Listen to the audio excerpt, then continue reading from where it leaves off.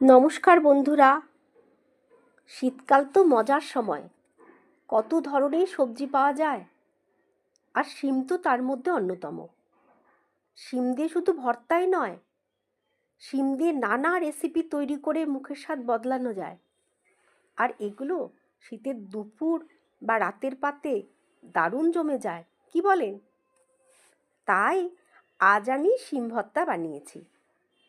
তার জন্য প্রথমে আমি শিমকে পটাশিয়াম পারম্যাঙ্গানেট সামান্য 1 চিমটে দিয়ে ঈষদুষ্ণ জলের মধ্যে 15 থেকে 20 মিনিট ডুবিয়ে রেখেছি।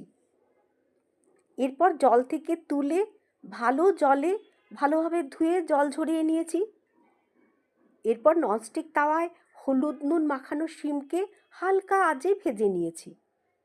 ইচ্ছে করলে আপনারা শিমকে সিদ্ধ করেও নিতে পারেন, কিন্তু আমি দেখেছি সিদ্ধর থেকে ভেজে নিলেই বেশি স্বাদ হয়। এইভাবে শিমকে নরম করে নিয়ে ঠান্ডা করে চটকে মেখেছি।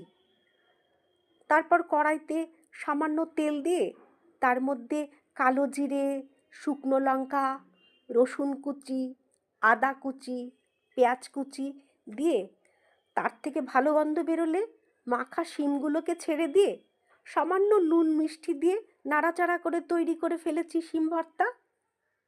খেতে দুর্দান্ত হয়েছে। আর শিমের অনেক উপকারিতা আছে। এতে প্রচুর পরিমাণে ফাইবার, ভিটামিন আর মিনারেল থাকে। ফাইবার হজমে সাহায্য করে এবং পেট ভর্তি রাখে, যা ওজন নিয়ন্ত্রণে সাহায্য করে। এছাড়াও শিমে অ্যান্টিঅক্সিডেন্ট থাকে, যা শরীরকে রোগ থেকে রক্ষা করে। তাই আপনারাও মাঝে মাঝে বানান।